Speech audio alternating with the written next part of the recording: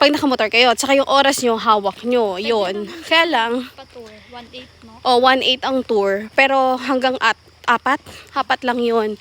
So, ito na. Ito na, guys. Bili muna tayo ng ticket. Mga nakakapit sa food. Hali ko mga friends ko.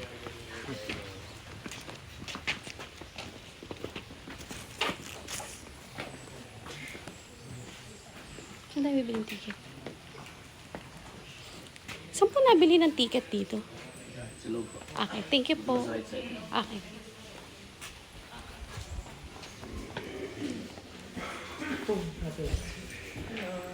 Saan po nabili ang ticket po? 50 per person. 150 po. Dalawa po. Tatlo po kami. Joy, pero mga 150 per person ang ticket.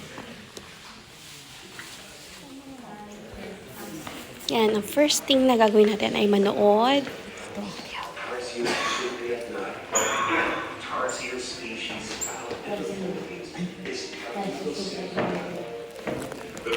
tarsier gets its scientific name from world-known tarsier expert Carlito Pisanas. This particular species is under the conservation of the Philippine Tarsier Foundation Incorporated. Pagkatapos manood ay merong magsusundo sa atin na tour guide para dalhin tayo sa mga tarsier. Ayan guys, tayo ay mag-iikot na. Bawal maingay sa loob.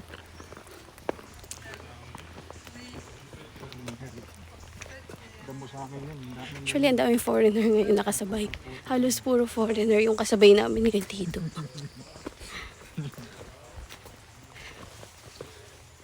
Ayan o. Sabi,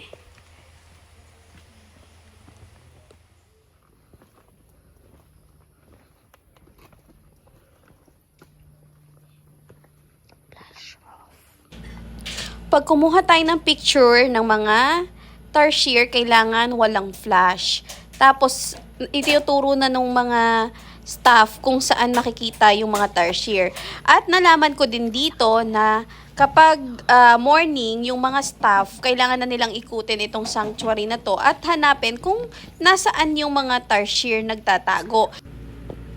Currently, sabi ng staff, meron na daw 100 plus na tarsier dito sa location, dito sa sanctuary. Pero, hinahanap nila tuwing morning kung saan sila nagtatago. At ngayon, merong 3 lang na available for viewing. At kapag tinitingnan natin yung mga tarsiers, bawal silang hawakan. So, ito yung aming tour guide. Siya yung nag-assist sa amin kung saan makikita yung mga tarsier. Lahat na nakasabay namin sa tour na ito ay puro foreigner. So, wala masyadong local dito. Hindi naman daw masyadong natatagalan sa paghahanap yung mga staff kung nasaan yung mga tarsier. Kasi, minsan, same spot din naman sila nagtatago. Ito yung isa sa mga tarsier na nakita namin dito sa sanctuary.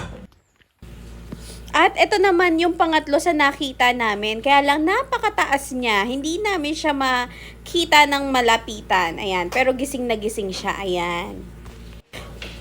Pagkatapos naming mag-ikot doon sa loob ng sanctuary, ay dito naman kami lumabas sa may bilihan ng souvenir. So, ang presyo nga pala ng mga souvenir na nandito ay depende kung ano yung bibilin mo. So, yung mga wallet nila dito ay nasa 50 pesos. Tapos, yung mga keychain at saka yung ref magnet nila ay 3 for 100 pesos. Oh, keep on coin purse. How much? It's for 50 pesos. Oh, the wristband. Wristband? Oh, I get this. For 50 pesos. And let's go check for the ano. Surprise daw yung gift. Okay, sorry. How much for the headband? 65 pesos. Bibigay ko kay Sky. So, 50. Joy, 3 for 100 yung mga keychain nila. Excuse me. This one is 3 for 100.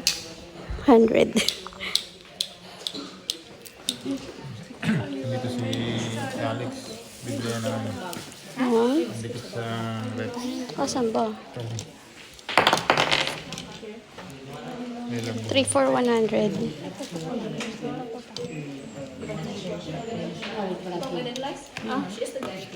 Ayan guys, nakatapos na kami sa tour.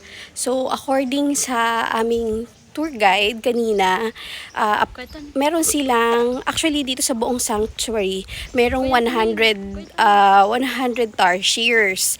Pero kanina, habang nag-iikot kami, ang nakita lang namin ay 3. So, yun yung may mga video ako. Every morning, ginagawa nila is hinahanap nila yung tarsiers na naandoon para meron silang yung para sa viewing, yung kung ano yung available for viewing, doon nila dinadala yung mga tourist. Yun. So kanina yung available for viewing is 3 tarsiers. Kaya ngayon kami ay pupunta na sa next destination. Bye! Pagkatapos namin dito sa Tarsier Sanctuary, ang next naman namin pinuntahan ay itong Mirrors of the World. O diba, okay din yung daan, maganda rin yung mga daanan nila papasok dito. Actually, itong Mirrors of the World ay ginagawa pa rin. Hindi pa tapos yung mga attractions na nandito. Parang nasa phase 2 pa lang sila. Yung phase 3 onwards ay hindi pa nagagawa. Sa mga hindi pa nakakabili ng mga souvenirs, meron din dito, ayan sa may labas. Dito kami bibili ng t-shirt kasi nakita namin kanina yung t-shirt dito ay nasa 129 sa Ayan, may guys. 99 pesos lang. Nandito na kami ngayon sa next destination namin, ang Sikatunas Mirror of the World. So may parking area ulit dito. Yan, so punta na tayo. Ayan o, dito yung parking area nila. Tapos, dito sa bandang area na to, may bilihan din ng mga pasalubong. At saka mga souvenirs. Yan. Then, saan tayo papasok? Dito. Ayan. Sasama namin kayo para sa tour na ito. Dami na natin. Ilan na napuntahan natin? Actually, dapat 4. Kaya lang. Tarsier pa lang ba? Ay, oo. Ano? Ayun, ito. Ang babayaran. Magkano po? 60. Ilan ba ang 60? 60. 60. Ako lang muna nagbabayad. Magkano sa 3? 120. Hindi. 60 nga. 60 isa. 60. Environmental lang pala to. Totoo yun pala. Ayan, bayad muna tayo ng 20 pesos per person sa environmental. Thank you po. Meron na po, kuya. Mamaya na lang. Meron na po. Mamaya na lang. Ayan, pasok na tayo. And then, saan yung pinaka-entrance? Oh, may bilihan pala dito ng mga t-shirt. Ayun. Ayun, 129 nga. May 99. Uy, Joy, pili tayong t-shirt, oh. 99 sa 129 lang. Tagaytay ano tayo. Oh, diba? Ayun, oh. Mura lang yung mga t-shirt nila doon. 129. So, dito tayo sa daan.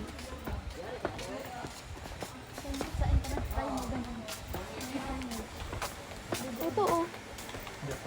Oh, ang dami picture pala, oh. Ito yung mga makikita doon sa loob. Ooh! Then mamaya lunch doon tayo sa Lobok River. Pagkatapos natin magbayad ng environmental fee na 20 pesos per head, ay saka naman tayo magbabayad para sa mismong entrance fee natin dito. Kaya ang total na magagastos nyo kapag pumunta kayo dito sa Mirrors of the World ay 170 pesos.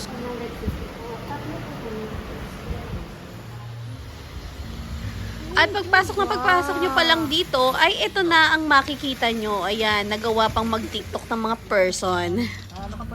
Kaya siya tinawag na Mirrors of the World kasi yung sa buong mundo, kung ano yung mga tourist attraction ng bawat bansa ay nilalagay nila dito. Kaya lang sa ngayon ay nasa phase 2 pa lang sila. Yung ticket ba Yung pwedeng iba panggabi? wala pa, hindi pa to kompleto.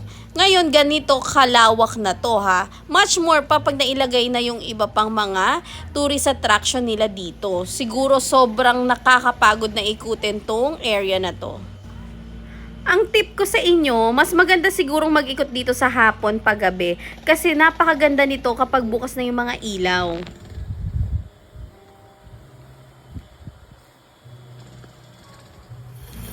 Meron din ditong mga Japanese koi at pwede nyo silang pakainin. Nabibili din dito yung mga pagkain para dito sa mga koi. Makikita dito ang merlion na karaniwang makikita sa Singapore lang. Ayan. Ang sunod naman namin pinuntahan ay ang Lubok River Cruise. Ayan. So malapit lang naman ito mula sa Mirrors of the World.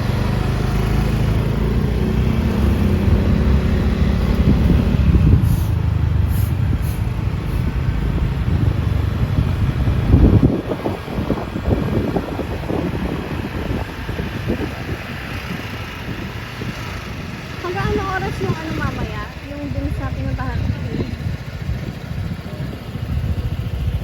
Yung? Ay. Kapag kailangan nyo mag-withdraw, meron namang ATM machine dito. So ngayon, magpa-park muna Ayan kami. guys, nandito naman kami ngayon sa Lubok River Cruise. Ang daming ganito. So, Ha? Sige lang yan sa counter, ma'am. Pag tinawag na yung number, ma'am. Pwede bang ano, palitan? Dalawang motor lang ano eh. Ano, sir, kumbaga, itong motor, sir, ibig sabihin, motor yung sinakyan niyo, sir. Hindi po Ah. motor, sir. Ah, kasi Kung kayo tatlo tatlo, eh. kayo yung tatlo, sir. Ito ka. kumuha pala kami ng, ayan, ticket pagpasok.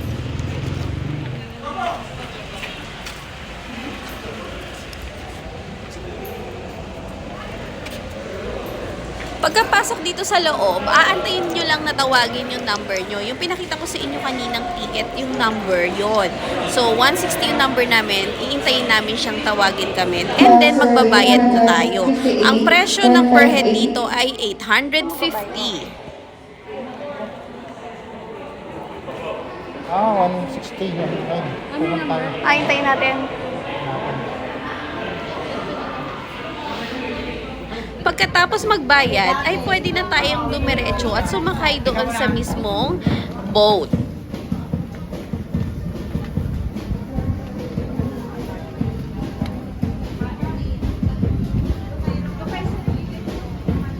Pupunta na tayo sa, magla-lunch na tayo dito sa Lubok River Cruise. So, ito yung ticket namin. 850 ang per head. Ayan, o diba? May mga music. Oh, saya. Galing.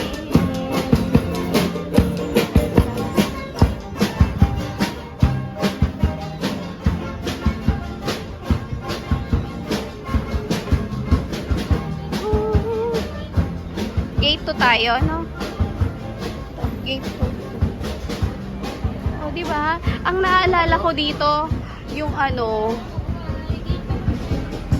ang naalala ko dito is yung Thailand namin.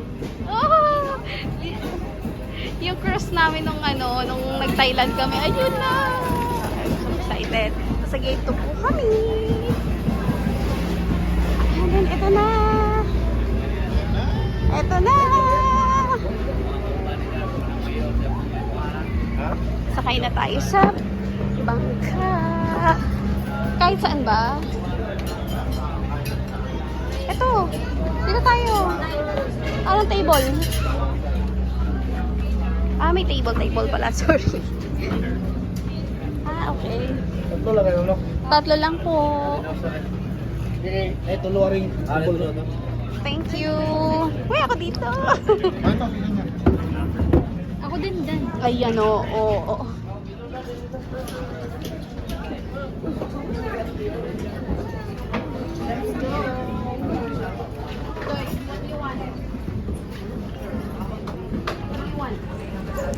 Buffet style nga pala ito. So, kainin mo hanggat kaya mong kainin. Actually, hindi na uubos yung food dito.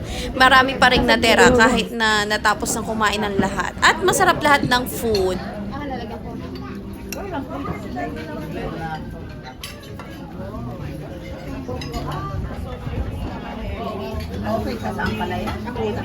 Ang saya dito guys, napaka happy lang, may kumakanta, tapos may mga sayawan, masarap pa yung food.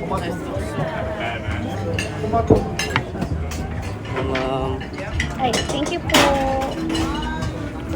Ang mga juices at soft drinks at buko juice dito ay add-ons. Pwede kayong umorder sa kanila. Pero may libre naman na isang juice dito. May sauce ba yung ano nila? Lechong...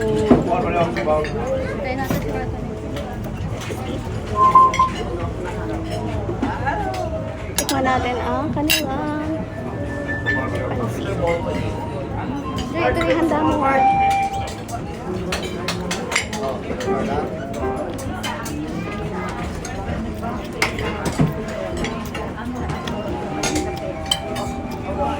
Araw ka naman dito kayo. Walang view dyan eh. Against the light, hindi kita yung ano. Fish, kinuha mo, no? Sabi na eh. Wala yung ano?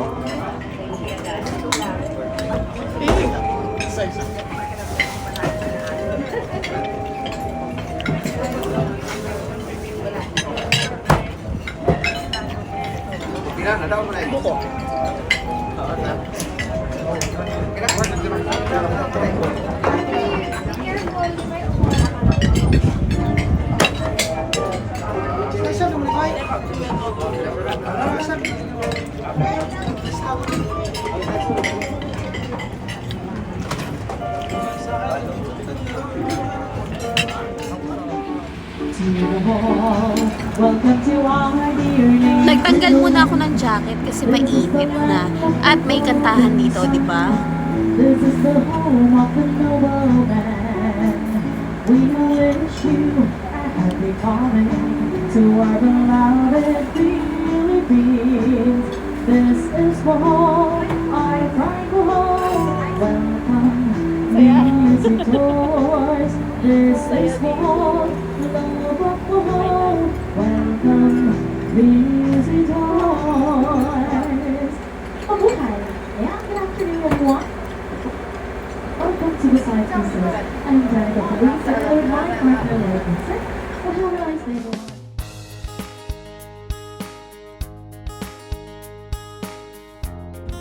All in all, nasulit talaga namin yung food. Napakasarap talaga. At saka pati yung mga pika-pika area nila dito, yung mga kakanin nila masarap, the best. At yung hipon, hindi tinipid.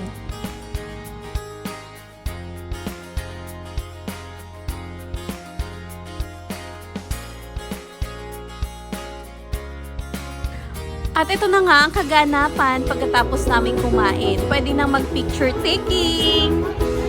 Kaya kapag pumunta kayo dito sa Bohol, huwag niyong kakalimutan i-try itong Lubok River Cruise.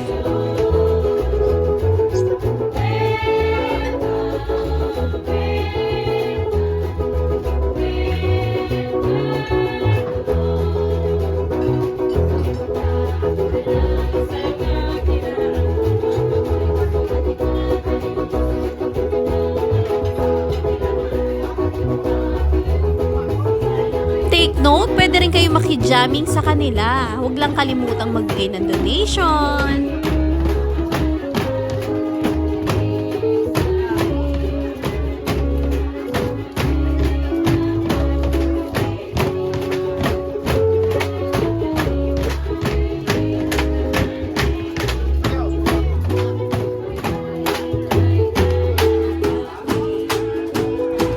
At ito na nga si birthday girl. Sabi namin sumama na siya at makijoin siya doon para ma-experience naman niya. At ayun na nga.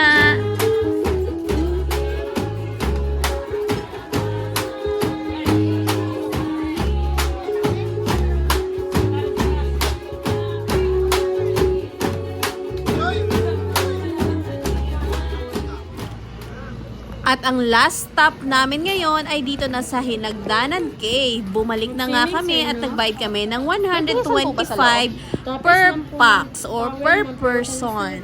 Comfortable. May share naman po dun sa parking area, left side lang. Ando na kami. Kapag nakapag-decide na kayong maliligo kayo sa loob, meron namang palitan ng damit dito sa may mismong parking area. Itanong nyo lang kung saan ng bihisan. So, para kasi sa loob wala ng bihisan. Talagang kuweba na siya. Ayan. Hi guys! No, nandito na kami sa Hinagdanan. Nagpalit lang kami ng pang swimming. Kasi nag-swimming kami sa loob. After na mahabang biyahe, ayan, sinulitan namin. Ito na yung pinaka-last destination namin pupuntahan ngayon. Joy, iwanan natin ibang gamit doon. Sa motor. So, may parking din dito. Ayan guys, dito na kami sa Hinagdanan Cave. So, pwedeng maligo. So, bababa kami. Ayan. So, pwede naman pumunta lang pero hindi maliligo. Saan iwan na yung gamit? Wala, hindi nakita ko tabi. Okay, iniwan ko lang sa batas ko yan. Walang pera mo. Malalim ba? Ay, Sara. Meron pong live vest. Saan ba kumukuha ng live vest? Saan ko mukha niya ang light vest? Ay, may gamit ako dito. Ah, meron ba dyan? Ito na. Meron tayong live vest. Ayun. Pwedeng maligo. Ayan.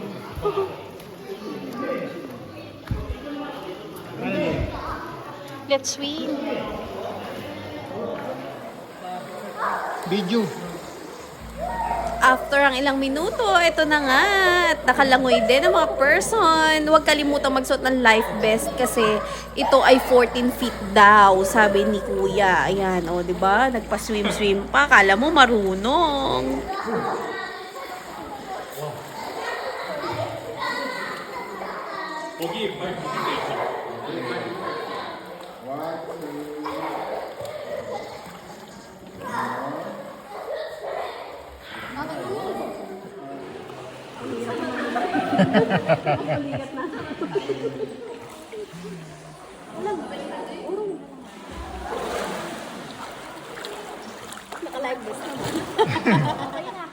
Naka-jacket na eh.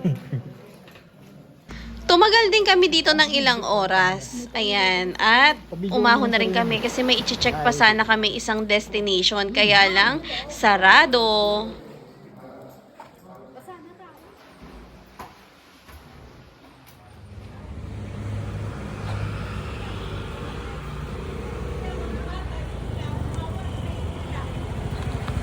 Bago umuwi ay nagdesisyon muna kaming dumaan sa pinakamalapit na gasoline station para magpa-full tank. At pagkatapos namin magpagas, kami ay umuwi na rin para mag-ready sa next vlog namin kinabukasan. Bye! Hanggang dito na lang. Huwag kalimutan mag-like, subscribe, and hit the notification bell.